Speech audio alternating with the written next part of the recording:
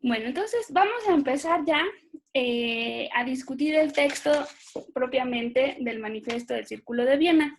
Como ustedes vieron, se trata de un archivo largo de PDF porque tiene una bibliografía maravillosa que debería servir como un ejemplo para todos ustedes cuando escriban su tesis, porque el autor, Pablo Lorenzano, no solamente pone los datos de cada una de las referencias, sino que además hace como un pequeño resumen de lo que viene en cada una de las obras. Es particularmente interesante su resumen del Tractatus Lógico-Filosóficos de Wittgenstein, y vamos a empezar por allí, porque Wittgenstein fue una de las influencias más importantes para el Círculo de Viena, junto con Auguste Comte, que ya pues hablábamos de la semana pasada.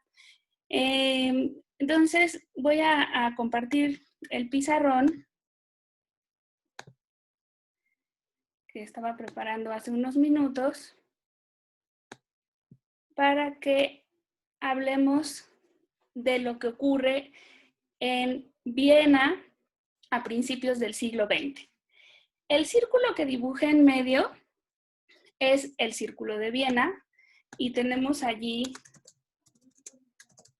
a nuestros protagonistas del día de hoy, que fueron los que escribieron el manifiesto, sobre todo Neurath, Carnap y Hans Hahn, y que ustedes lo leyeron. A la izquierda de ese círculo, aquí arriba, tenemos a Wittgenstein, que, como probablemente varios de ustedes ya saben, tenía un proyecto de limpieza del lenguaje. Lo que le interesaba a Wittgenstein era construir una casa, una pirámide, digamos, en la que se aclararan los significados de las palabras, y dividía las palabras en las básicas y en las más abstractas. Esto se los cuento porque el Círculo de Viena va a continuar con este proyecto wittgensteiniano de hacer como una limpieza del lenguaje. ¿Y a qué nos referimos con limpieza? Pues nos referimos a que sean claros los significados de cada uno de los términos. Dice, por ejemplo, Rudolf Carnap, que quiere que a cada palabra le corresponda nada más un significado. En ese momento, y todavía la verdad hasta nuestros días, lo que sucede es que hay una sola palabra que tiene dos significados, como la palabra sal, ¿no? Puede ser sal de aquí o puede ser sal de comer.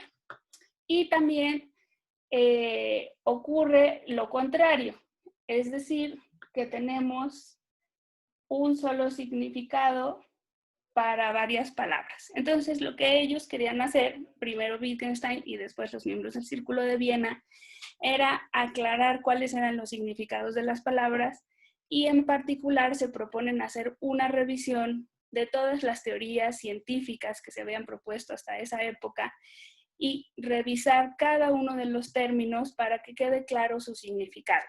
Por ejemplo, cuando van a revisar la biología, pues tienen que ver cuál es el significado de la palabra vida, de todas las clasificaciones que se han hecho. En psicoanálisis van a revisar qué significa la palabra inconsciente, qué significa la palabra ego, yo, super yo, ¿no? También Freud vivía en Viena y es contemporáneo a estos autores.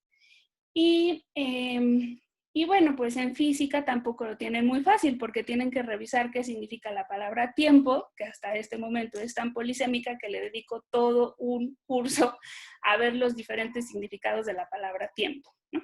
Pero bueno, ellos creían que se podía hacer un trabajo de análisis lógico para ir viendo palabra por palabra cuál era su significado. Esto es a lo que se refieren cuando dicen que van a hacer análisis lógico. Van a interpretar las palabras. Interpretar en filosofía del lenguaje no es otra cosa que asignar a cada una de nuestras representaciones los objetos del mundo que le corresponden. Eso es lo que quiere decir interpretar el lenguaje, ¿ok? Y esto que les estoy diciendo como de la limpieza del lenguaje y de aclarar las referencias, viene en el Tractatus Philosophicus de Ludwig Wittgenstein, que también es conocido como el primer Wittgenstein. Es importante decir que este autor tiene una segunda obra, igual de famosa, que son las investigaciones filosóficas, y que es un proyecto completamente distinto en donde se distancia absolutamente de todo lo que propone el Círculo de Viena. Del que estamos hablando aquí es del primer Wittgenstein, y por esa razón sí voy a poner aquí que me refiero al primer Wittgenstein.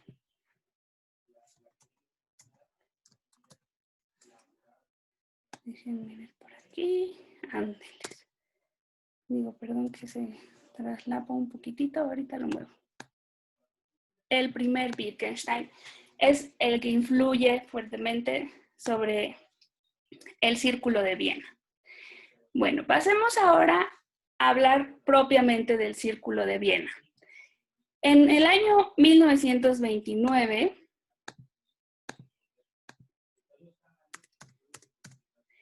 se publica el manifiesto en el que este grupo de pensadores, muchas veces científicos y filósofos, o sea, estudiaron las dos carreras, deciden tener un proyecto en común. A pesar de las posibles diferencias de enfoque que existan entre ellos, pues sí proyectan una serie de objetivos que todos van a compartir. Esa serie de objetivos son, por ejemplo, el elaborar una enciclopedia en donde se junte el conocimiento genuino de su época. Esto, pues, ustedes saben que no es la primera vez que ocurre. También Diderot y D'Alembert habían querido hacer una enciclopedia. Pero, nuevamente, estos filósofos están preocupados por lo que ha estado ocurriendo en la filosofía, que se ha prestado mucha atención a entidades metafísicas como el ser, la nada o Dios, que no parecen estar justificadas en la experiencia, en la empiria. Entonces, consideran que hay que hacer una revisión y volver a considerar cuál es el conocimiento que va a ser verdaderamente científico y plasmarlo en una enciclopedia. Entonces, aquí arriba, como título de la clase, voy a escribir el nombre de la corriente filosófica que funda el Círculo de Viena, que es llamada empirismo lógico o positivismo lógico. También a veces se les llama los neopositivistas si consideramos que Auguste Comte fue el primer positivista. Se me olvidó dibujar a Auguste Comte, pero lo vamos a poner aquí atrás como uno de los autores que influyó en el manifiesto. Y no sé si vieron que en el manifiesto está mencionado Pierre Duhem como uno de los autores que los inspiró. Está por aquí, estaba en Francia. Wittgenstein sí estaba en Viena, y todos estos autores que tenemos en el Círculo de Viena pues se juntan en la Universidad de Viena y empiezan a discutir juntos el Tractatus Lógico-Filosóficus. Eso es lo que Moritz Schlick les propone que lean. Ya no recuerdo si era los martes o los jueves por la tarde, pero se reunían una vez por semana en una especie de grupo de lectura. Y esto empezó antes de 1929, o sea, ya se reunían, pero en 1929 escriben el manifiesto, ¿ok? Entonces, vamos a prestar un poquito de atención al nombre de la corriente filosófica. Se llama empirismo, porque todo el conocimiento tiene que estar basado en la experiencia. Se llama lógico, porque se van a apoyar en la lógica como herramienta para hacer el análisis y la limpieza de la ciencia. Y se llama positivismo porque es un proyecto antimetafísico. Van a rechazar todas aquellas entidades que no estén basadas en la experiencia directa, en la experiencia de los sentidos. Bueno, entonces les voy a contar un poquito más como del contexto histórico y de las publicaciones que empiezan a hacer para poder borrar este pizarrón y hacer una lista de las propuestas más importantes del Círculo de Viena, ¿ok? Entonces, les explico qué quiere decir este circulito de la derecha. Aquí tenemos un círculo hermano del Círculo de Viena, que es el que estaba en Berlín.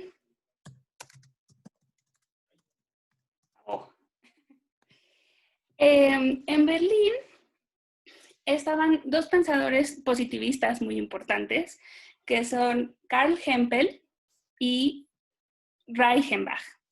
Reichenbach es el que propone la distinción entre el contexto de justificación y el contexto de descubrimiento.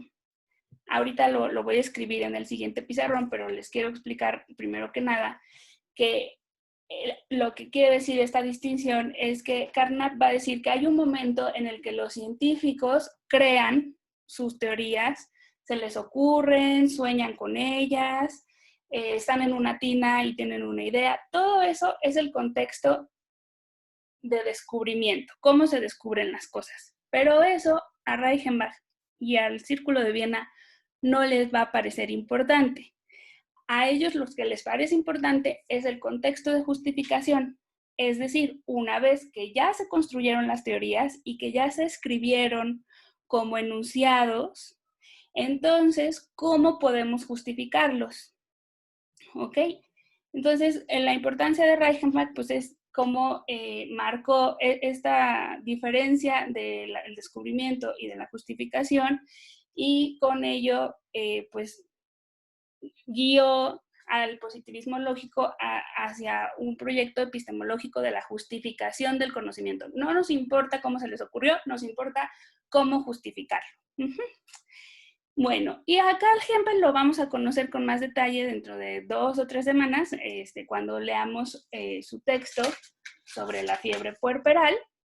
Pero bueno, quería que ubicaran que estos dos señores estaban en Berlín y cada 2 años se reunían estos dos círculos para hacer un congreso y los anales de ese congreso es lo que empieza a ser la revista Erkenntnis, que existe hasta nuestros días y que es súper importante como filósofo de la ciencia llegar a publicar en esa revista. Es la revista que fundó el Círculo de Viena y el Círculo de Berlín, digamos, juntos, para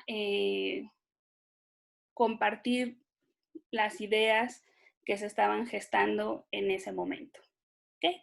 Entonces, bueno, ya tenemos cómo inicia el círculo, se empiezan a reunir, cada 2 años ven a sus amigos de Berlín, tienen invitados, Wittgenstein llegó a ir al Círculo de Viena, no era muy afortunada la sociabilización de Wittgenstein, decían que cuando leía poesía lo hacía de espaldas al público, y parece que se tardó mucho tiempo en permitir que Schlick visitara su casa. Entonces, la hermana de Wittgenstein consigue que Wittgenstein admita a tener una cita con Schlick.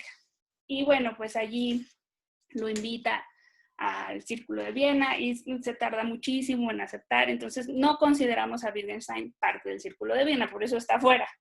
Pero sí quiero que sepan que se conocieron y que estuvo por allí.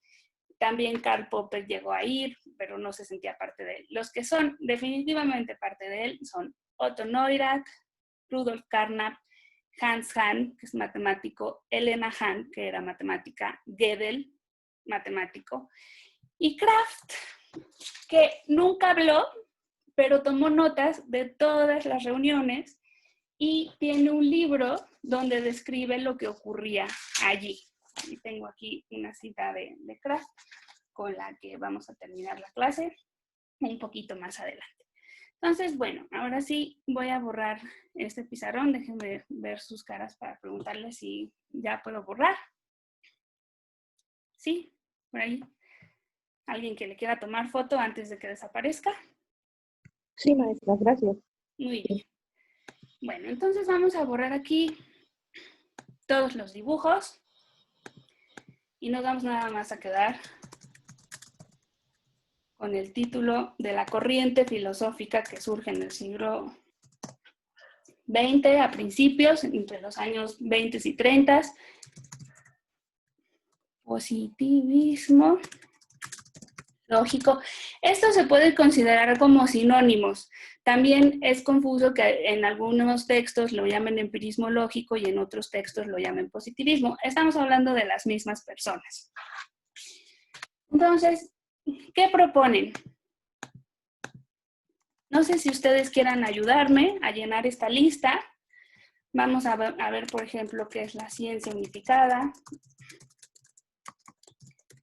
El método. Conceptos libres de metafísica. Antimetafísica. ¿Qué más proponen estos señores? Un sistema total de conceptos. Un sistema total. Sí, que eso lo voy a poner acá cerquita de la ciencia ¿Esa sería unificada. ¿Constitución? ¿Perdón? ¿Sería lo mismo que la teoría de la constitución? La teoría de qué, disculpa, no alcanzo a escuchar bien. La teoría de la constitución. De la constitución. O sea, constituir esta ciencia unificada. ¿O qué quieres decir? Si puedes desarrollar un poquito más. Bueno, es que ahí decía que tenían una teoría de la constitución que básicamente se centraba en la ordenación de los conceptos en un sistema de reducción. Es decir, que por ejemplo cuando pues sí, en un sistema o en una teoría a remitir a otros conceptos y así hasta que esos se refieran como a lo dado en la experiencia. Y entonces que si los vas ordenando, se puede ir, pues sí, se puede generar como una teoría de la constitución, que dice que es como el marco donde se va a aplicar el análisis lógico. Muy bien. Sí, sí, justamente, o sea, estamos hablando de esta misma primera línea, que es como construir un sistema ordenado en donde todos los conceptos tengan significados claros y que van a estar unidos por un criterio lógico que es la coherencia. Esto lo propone Otto Neurath y nos dice que para que en el cuerpo del conocimiento podamos aceptar algo nuevo, debe ser coherente con lo que ya está aceptado. Entonces, vemos aquí uno de los criterios más importantes que propone el Círculo de Viena, que es la coherencia del conocimiento. Eso es lo que pide Otto Neurath. También dijeron por allí que este conocimiento tiene que estar basado en lo dado en la experiencia, es decir, son empiristas. Esta línea hay que recordarla muy bien, lo dado en la experiencia, porque ellos confiaban, era la base del conocimiento, aquellos enunciados que describieran cómo eran los objetos del mundo. Incluso tanto Carnap como Otto Neurath hablan de un lenguaje fisicalista, materialista, que se refiere a los objetos en el mundo, y cuando alguien dice, aquí hay un balín que va a caer, aquí hay un mamífero, ¿sí? Son enunciados que se están refiriendo al mundo y que por ser perceptibles directamente son los más privilegiados. Son como que ya están demostrados por la experiencia. Y después, basándonos en ese conjunto de enunciados básicos, observacionales, vamos a ir construyendo teorías cada vez más abstractas que nos llevan a leyes, ¿no? Y que se van alejando pues de la experiencia puntual. Pero la base es la base empírica de ese lenguaje objeto.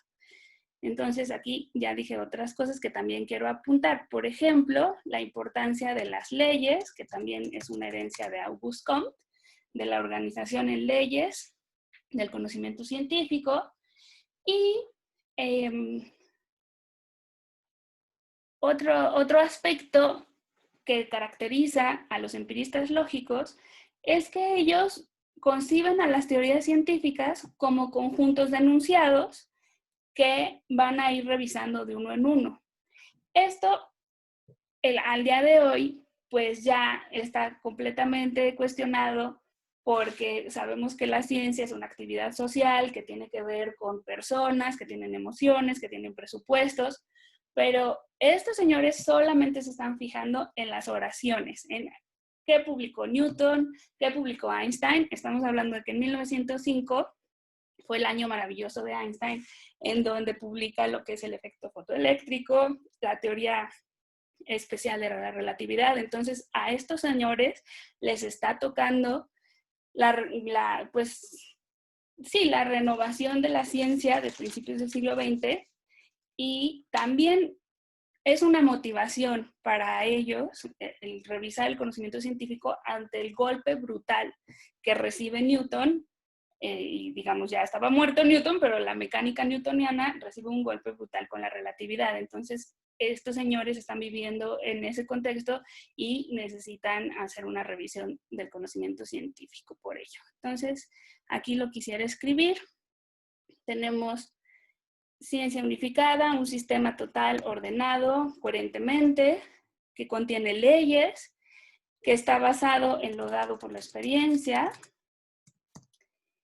y que concibe a las teorías científicas como conjuntos de enunciados o proposiciones. Y cada proposición vamos a revisar si es verdadera o no es verdadera. Entonces, ¿qué quieren hacer los señores del Círculo de Viena? Buscar criterios de verdad.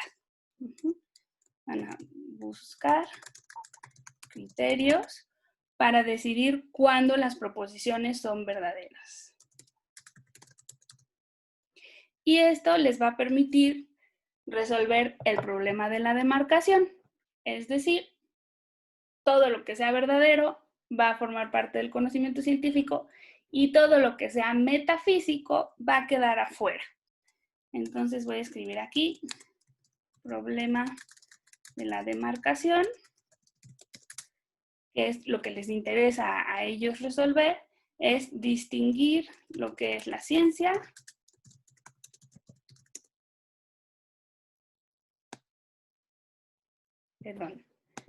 de lo que es la metafísica. Ay, no sé cómo hacerlo más grande. Ahí está. Listo. Ahí está. ¿Sí? La ciencia y la metafísica deben excluirse mutuamente y lo que van a hacer los positivistas lógicos es definir lo que es la ciencia. Mediante este método de análisis lógico, de asignar significados y decidir cuándo las proposiciones son verdaderas, deshaciéndonos así de todas las entidades metafísicas que han estado contaminando el conocimiento. Era tan insultante para ellos la palabra metafísica que cuando alguien se empezaba a separar del conocimiento empírico y empezaba a divagar, le decían o sea, te estás poniendo metafísico, pero era un insulto decir metafísica, la palabra completa. Entonces simplemente decían así, Entonces, bueno, vamos a ver qué frases había en la época de estos señores dentro del conocimiento filosófico. Alguien por allí había dicho, Dios ha muerto. Alguien por ahí había dicho, el alma se asienta en la glándula pineal. Y entonces, los empiristas lógicos decían, bueno, vamos a revisar de todas estas cosas que se alaban como conocimiento, cuáles son las que podemos comprobar mediante la experiencia y cuáles no. Vamos a ver aquí otra lista de características que creo que ya están cubiertas en el pizarrón, pero por si se me está escapando alguna. Entre las doctrinas del empirismo lógico se pueden destacar la visión de que los términos teóricos se pueden interpretar mediante la experiencia. Los términos abstractos se les puede dar una interpretación relacionándolos con los hechos del mundo. También se caracteriza por proponer modelos de la explicación. el que propuso modelos de explicación fue Carl Hempel, el de Berlín, y lo vamos a leer. Se ponen a pensar qué es la ciencia y cómo explican los científicos. ¿Qué tienen las explicaciones científicas para ser más creíbles o más verídicas que las explicaciones que no sean científicas? Entonces voy a poner aquí abajo de antimetafísico, buscan modelos de explicaciones científicas. ¿Cómo son las explicaciones en la ciencia?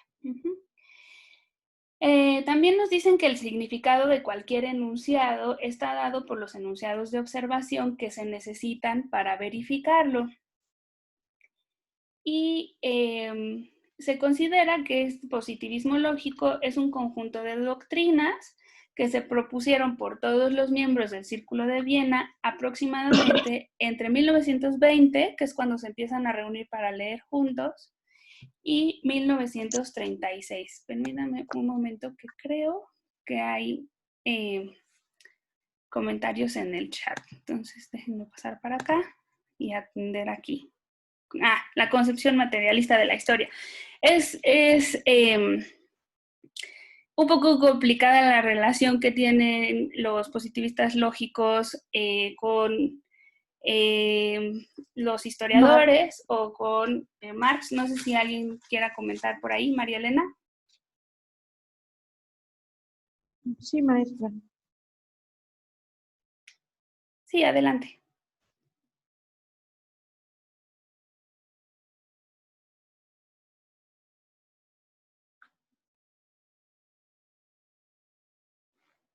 María Elena, no te escucho. Bueno, voy a continuar con la clase y si no, pues al final dejamos un tiempo, unos 10 minutos para discusión y para dudas que tengan o comentarios acerca del texto, ¿sí? Entonces, bueno, vamos a ir cerrando con por qué termina el Círculo de Viena. Como les decía, se considera que el positivismo lógico es el conjunto de doctrinas que se proponen entre 1920 y 1936. Lo que ocurre en 1920 es que el Círculo de Viena se empieza a reunir para leer el Tractatus. Lo que ocurre en 1929 es que publican el manifiesto. Y lo que ocurre en 1936 es que Moritz Schlick es asesinado por un alumno suyo en la Universidad de Viena, en las escaleras de la universidad. Y esto se considera el fin del Círculo de Viena. Los miembros deciden dejar de reunirse, no solamente por la muerte de Schlick, sino porque ya está la invasión nazi en Austria. El alumno de Schlick era nazi y Schlick era judío, al igual que muchos de los protagonistas del Círculo de Viena. Como les comentaba en el temario, uno de los temas que abordamos en esta clase es la vida de Otto Neurath, quien también tuvo que huir de los nazis. Y bueno, la historia es que él estuvo en Bavaria, hizo incluso como un experimento de gobierno socialista, y en particular cuando lo van a buscar los nazis, él está en Moscú, está dando una conferencia y recibe un telegrama de su primera esposa, porque tuvo 3, pero su primera esposa le envía un telegrama diciendo que lo ha ido a buscar Carnap. Dice, Carnap te ha venido a buscar. Eso era un código que ya habían acordado ellos dos como marido y mujer, de tal forma que si recibía ese telegrama, quería decir que ya no podía volver a su casa, porque lo iban a apresar, digamos, se lo iban a llevar los nazis. Entonces, en vez de volver a Viena, Otto Neurath se va a los Países Bajos y allí también llega la invasión nazi y huye en un barco que era para 25 personas, pero se suben más de 50 y se quedan a la deriva, ya obviamente sin agua y demás, y son rescatados por un búnker, por un gran barco inglés que los lleva a tierra y que les salva la vida, pero los ingleses también ya estaban aliados con los nazis y los meten a la cárcel. Y estando en la cárcel, recibe Otto Neurath un aviso de que puede ser liberado gracias a que Albert Einstein escribió una carta para decir que Otto Neurath era un hombre brillante y que serviría mucho más en la universidad que en la cárcel, que debían liberarlo para trabajar en la universidad.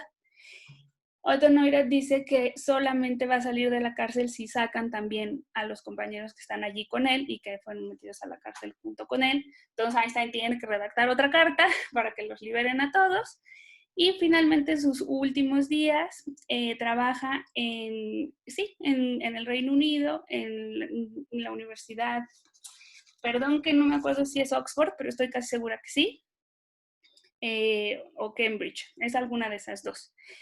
Y estando allí es cuando escribe los primeros 3 volúmenes de la famosa enciclopedia que quería escribir pues desde su juventud con el Círculo de Viena. El primer tomo lo dedica a la psicología y sí me gusta mencionarlo porque tenemos como esta idea de que los positivistas lógicos, no sé por qué, quizás porque son lógicos y muy formalistas, se tiene la idea de que todo lo querían reducir a la física, pero también son grandes conocedores de las ciencias sociales y Otto Neurath tenía un museo, por ejemplo, sobre economía y dedicó gran parte de su vida a difundir el conocimiento de economía, porque él creía que el conocimiento debía ser accesible para todas las personas, no debía existir una diferencia entre los que están dentro de la universidad y los que están fuera, como que el conocimiento que se iba generando debía llegar a todos, y por eso diseña un lenguaje visual que se llama Isotype, que ahorita les voy a enseñar una cuenta en Twitter en donde hay muchos isotipos,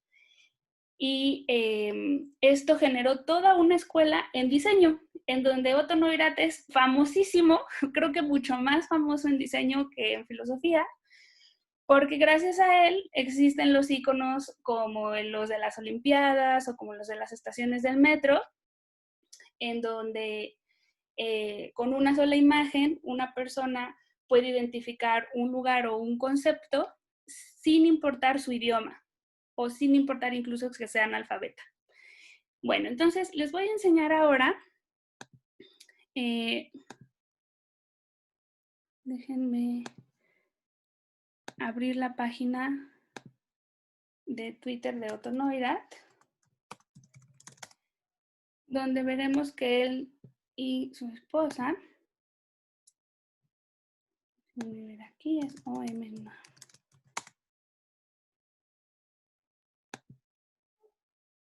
Ya voy, se está abriendo.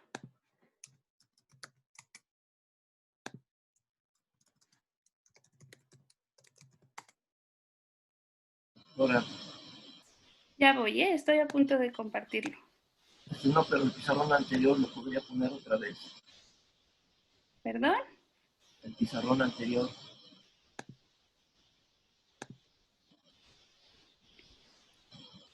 No escucho muy bien. ¿Podría compartir, por favor, el pizarrón anterior? Ah, claro que sí. Permítame, termino con lo de los isotipos y pasamos al pizarrón. ¿Sí? Gracias, muy amable. Perfecto.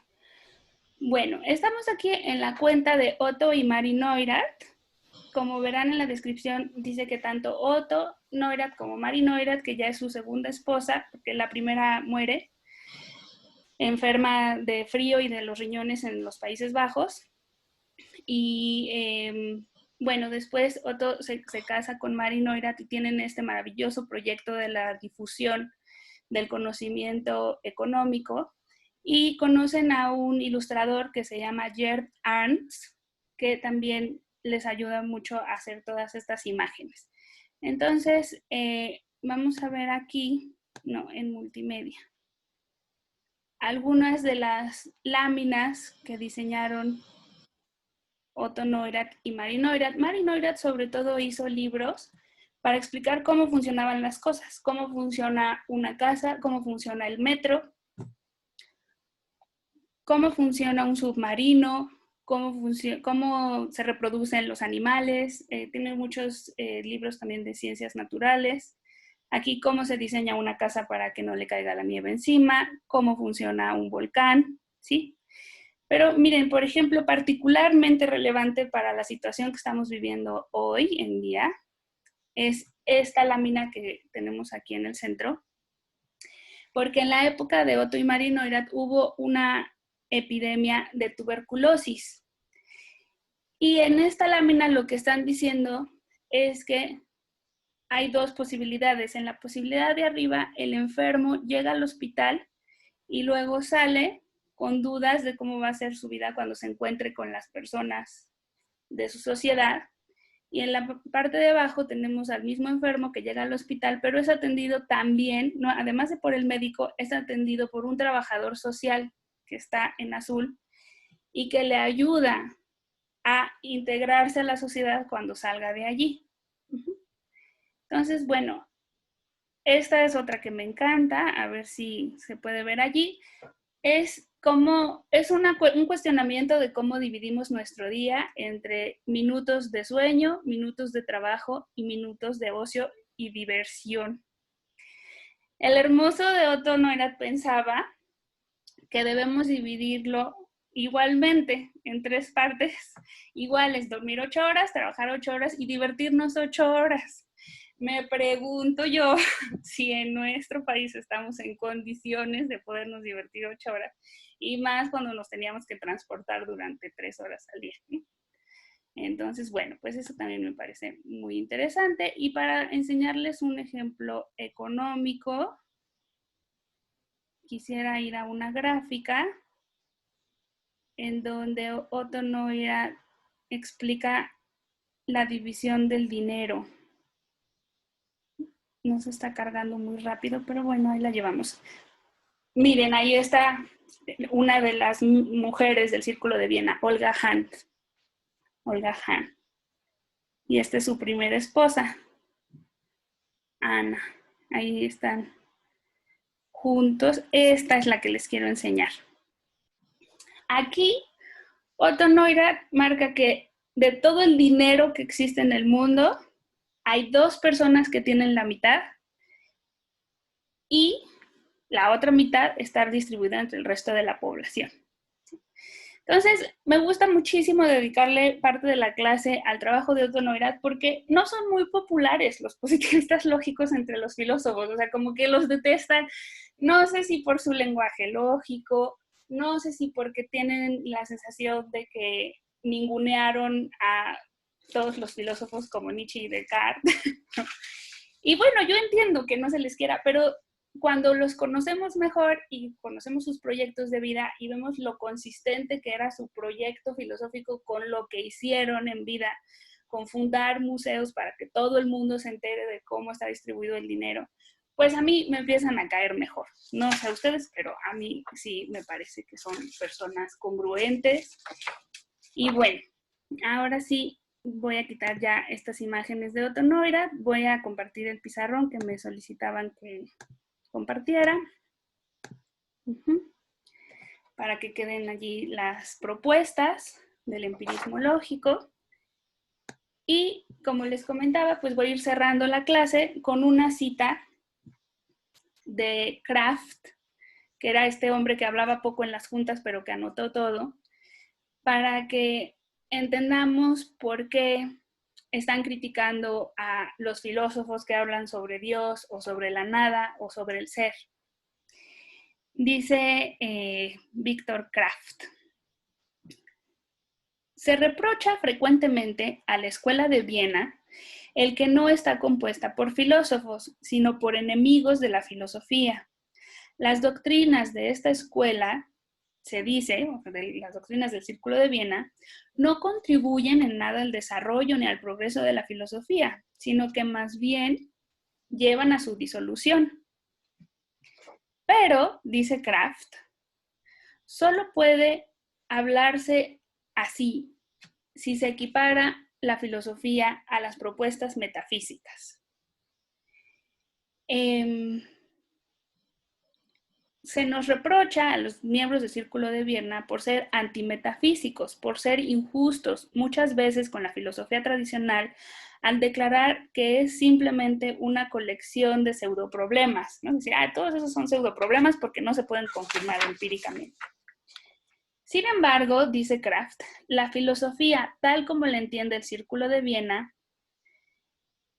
es aquella que excluye todo lo que no puede obtenerse por la vía científica. Solo entonces se puede superar la diversidad y la variabilidad subjetiva y solo entonces se puede pretender lograr generalidad y resultados duraderos. Entonces, justo para tomar una idea de esta cita, voy a agregar en nuestra lista del pizarrón el ideal de objetividad que guió a los empiristas lógicos. Dice, nos hemos perdido en cuestiones del ser, en cuestiones del alma, necesitamos regresar al objetivo. Hay cosas objetivas que resolver, hay cuestiones económicas injustas, hay que volver al mundo material, al mundo de la experiencia y eliminar las subjetividades y ver qué es lo que tenemos en concreto. ¿Sí? Podemos estar de acuerdo o no podemos estar de acuerdo con ellos, pero tenemos que entender que era un proyecto que tenía sentido. Bueno, muy bien. Pues miren, son las 11:51. Tengo algunas otras cosas que compartir con ustedes, pero no quisiera ya quitar mucho tiempo para que también ustedes puedan hablar y plantear sus dudas. Solo les presumo este folleto que me regaló un amigo que fue a Viena y estuvo en una exposición que se hizo por el aniversario del Círculo de Viena y justo pues están aquí estos monitos que diseñó Ants, estos son los que hacía Ants y que tienen que ser todos iguales para que la información sea más impactante. Si nos ponemos a hacer los rasgos de la carita de Wittgenstein y de la carita de Reichenbach, perdemos potencia en la transmisión de la información. Todos los hombres y las mujeres de este lenguaje visual son muy simples y muy sencillos para que sea brutal el mensaje. Bueno, y aquí tenemos una foto de los autores, de dos de los autores que ustedes leyeron. Ahí está Otto Neurath de joven y Hans Hahn. Y Moritz Schlick, que no es uno de los autores, pero pues que fue fundador. ¿Sí? Muy bien. Bueno, pues les voy a dar la palabra para que planteen sus dudas en estos últimos minutitos. Voy a poner aquí los cuadritos si quieren encender sus videos para que los vean. Es opcional, pero bueno, o sea, ya les voy a estar viendo la cara, entonces si quieren. Muy bien, Isaac, adelante. En la lectura hay forma una similitud, bueno, no una similitud, sino que compartían ideas con la concepción científica del mundo. ¿En qué parte, o sea, qué diferencia el Círculo de Viena de la concepción científica del mundo? Sí, o sea, la concepción científica del mundo es lo que ellos proponen. Ellos proponen concebir a la ciencia como la totalidad del conocimiento. Esto a veces se confunde y parece que solo les interesaban las ciencias naturales, pero ellos están entendiendo por ciencia a las ciencias naturales, a las ciencias sociales y a todo el conocimiento que vaya a ser aceptado. Es muy importante aclarar aquí su uso de la palabra ciencia y su uso de la palabra filosofía, porque ellos dicen que los filósofos son los que van a analizar el conocimiento científico, y el conocimiento científico va a ser todo el que esté aceptado, todo el que esté empíricamente bien justificado. Esa es la ciencia, o sea, es la ciencia unificada, que ya estemos todos de acuerdo qué significa. Incluso estos hombres estaban interesados en el lenguaje esperanto, que como saben es una mezcla entre todos los idiomas para que todos habláramos el mismo idioma. Y entonces en ese sentido sería como el mundo unificado de la ciencia, que todos hablaríamos el mismo lenguaje y nos entenderíamos y conoceríamos lo mismo. Esa es la ciencia unificada que ellos proponen y que así quieren concebir a la ciencia y a la filosofía. Doctora. Sí, por allí Doctora. alguien está hablando. También Fernando, ¿sí? Yo, Fernando, sí. En mi reporte, cierro mi reporte con un escrito, más de un escrito de Da Vinci. En 1400 ya Da Vinci había establecido que su conocimiento solamente deriva de la experiencia, que habrá personas que tienen cierta característica de autoridades o de los demás, que no han tenido experiencia y que no tienen por qué atreverse a juzgarlo. Sí. Sí, Fernando, muchas gracias. En efecto, el los empiristas... Sí, adelante. Viene de la experiencia simplemente desde 1400 lo manifestó Da Vinci. Sí, y antes de Da Vinci también hay otros antecedentes de empirismo. No son los positivistas lógicos los primeros empiristas, simplemente ellos sienten en el contexto en el que se encuentran, dado que la ciencia acaba de ser renovada porque se rechazó la mecánica newtoniana, y dado que la filosofía está tomando fuerza con Hegel y con Heidegger en unos caminos metafísicos, ellos se ven como pues inspirados, motivados para tener este nuevo proyecto empirista, nuevo proyecto enciclopedista, pero no son los primeros en tener estas ideas, solo como que su contexto les lleva a retomar, digamos, con fuerza estas propuestas que ya estaban más atrás, empiristas y enciclopedistas. ¿Algún otro comentario por allí? ¿No? Bueno, mientras se inspiran, voy a utilizar estos últimos 4 minutitos para leerles algunos textos básicos del empirismo lógico. Son publicaciones que hicieron los miembros del Círculo de Viena para que escuchen los títulos y vean en qué proyectos estaban, ¿no? Por ejemplo, Moritz Schlick tiene un texto que se llama El viraje de la filosofía, ¿no? O sea, quieren reconcebir cómo hacer filosofía. Es una propuesta del Círculo de Viena. Rudolf Carnap tiene un texto que se llama La tarea de la lógica de la ciencia. A él lo vamos a leer la próxima semana. Por favor, no lo odien, es un poquito pesado en su lenguaje, pero justamente hoy explico lo que quiere decir con interpretar las proposiciones y ver cuándo son verdaderas para que veamos en qué estaba pensando cuando escribió el texto que ustedes van a leer, que se llama La superación de la metafísica. Otro texto que tienen juntos Otto Neurath y Rudolf Carnap se llaman Las proposiciones sobre los enunciados protocolares. Un enunciado protocolar es aquel como cuando llenamos la libreta en el laboratorio, que es un protocolo, y decimos, hoy a las 5 de la tarde, Fernanda observó 2 ratones vivos y 1 muerto, ¿sí? Ese es un enunciado protocolar. O sea, son enunciados sobre hechos que ocurren en el mundo. Y eso le fascina a Wittgenstein. El mundo es lo que acaece, el mundo es los hechos, ¿sale? Bueno, otro texto de Carl Hempel se llama Sobre la teoría de la verdad de los positivistas lógicos. Otro texto de Otto Neurath, La ciencia unificada como integración enciclopédica. De Rudolf Carnap, Fundamentos lógicos de la unidad de la ciencia, comprobabilidad y significado, ¿no? O sea, van a tener significado aquellas proposiciones que se puedan comprobar. Y bueno, finalmente de Carl Hempel, la lógica de la construcción de las teorías.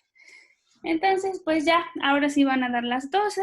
Con esto, pues cerramos la clase y voy a detener el video